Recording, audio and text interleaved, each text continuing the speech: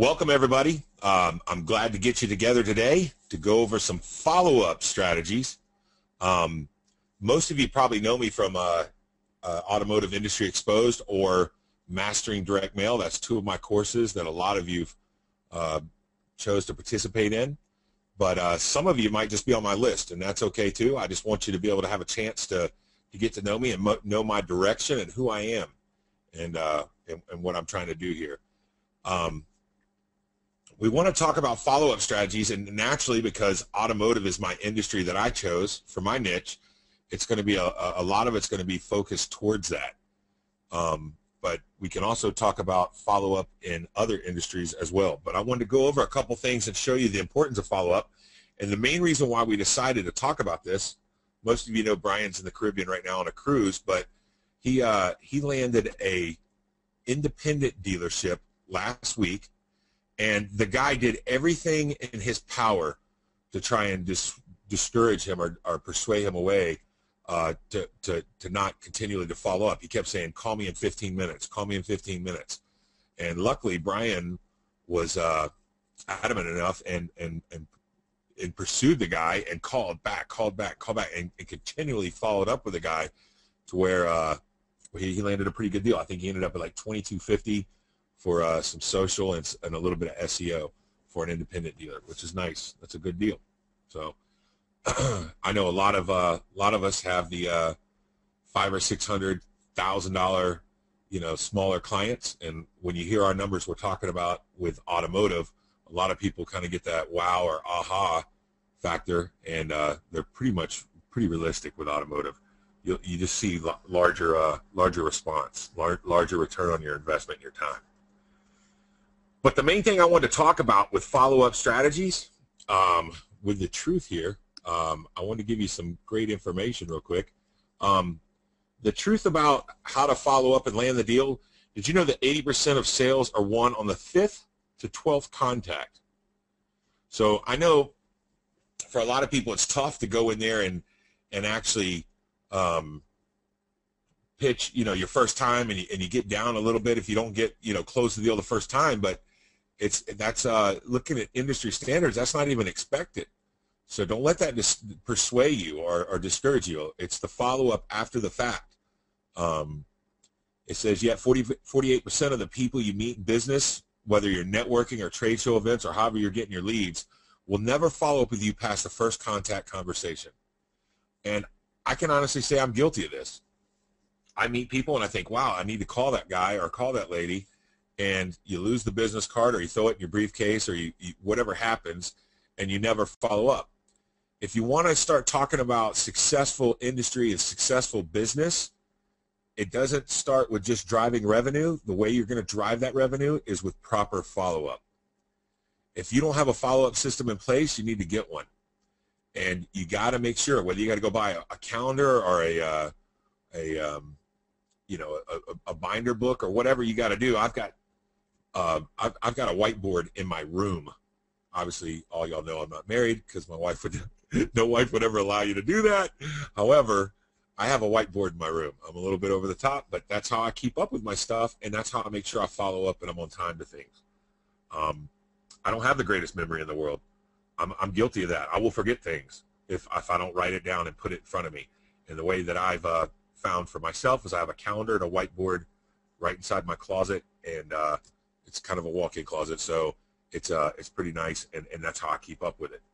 But you want to make sure that you're following up with your people, and don't let the first contact, however it goes, don't let it discourage you. And I'm going to talk about that a little bit today.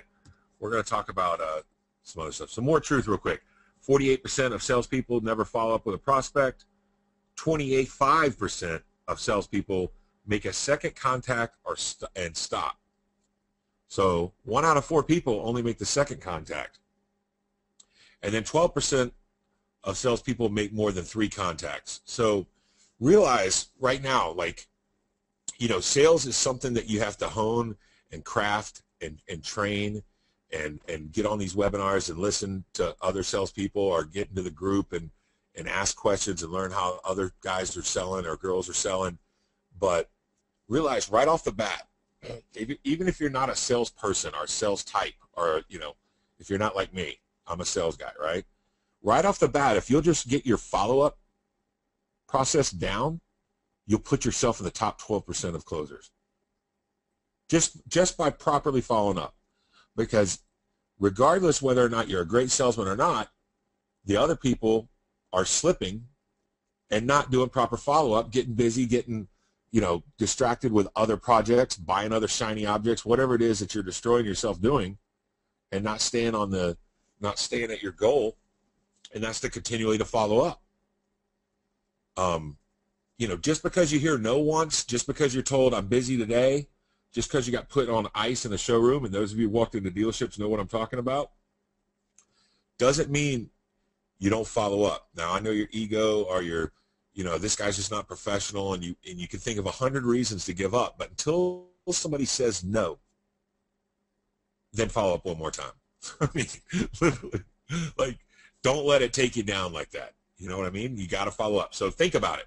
The point I'm trying to point out here is, if you can just have your consistent follow-up procedures, you will put yourself in the 12% that make more than 3 contacts. And I'm going to show you why that's important. So what's the phrase of the day? Follow up. Don't forget it. Here's the deal. Let's talk about first contacts. Let's talk about what you're really trying to sell. A lot of you might be psyching yourself out or getting yourself all excited or nervous that you're going to have all the answers. You're going to freak out thinking that you got to be able to answer any question this guy throws at you, because he might not think you're professional if you don't have it. Those of you taking some of my coaching classes or have listened to me on webinars before, I always like to sit down and I have some preliminary questions I always ask a dealer or a client. And the reason why I like to ask those questions up front is because it gives them a chance to answer the questions. All I'm doing is asking questions. I don't have to think on my feet for the first 5 minutes. It gives me time to kind of slow down and get comfortable in my environment. It gives me a chance to really show them how to to allow them to speak and talk about themselves, and I get more time to prepare and to strategically ask the correct questions. So a lot of you know my preliminary questions. I always ask people how many cars you're selling, new, used. Are you doing any secondary? How's your service? How many ups? How many turns? I ask all the questions. So one, I'll have all the information from the dealer that I need, and two, I get a chance to settle down. And if you'll start doing this, you'll find it to be a lot more effective in your closes.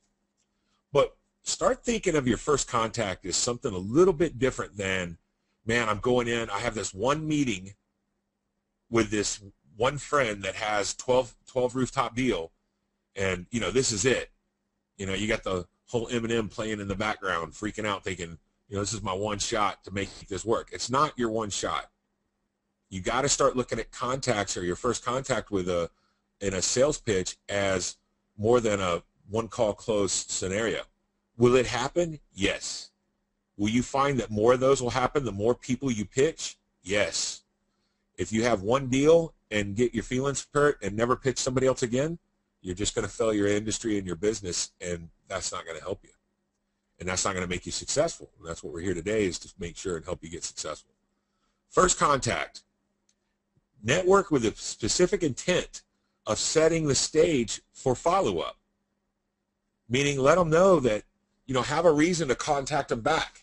Hey, I can get that for you. You'll love what I'm going to show you. When can I get that back to you next week? When will you be available? Go ahead and start setting up your second follow-up. Don't have all the answers to everything the first meeting.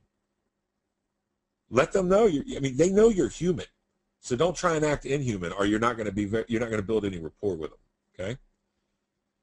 Improve your first contact conversations. Now, this is things that you can do with role playing. I always have these role play calls. Some of you jump on, and some of you choose not to, whether you have a mic or not. And I know it's embarrassing.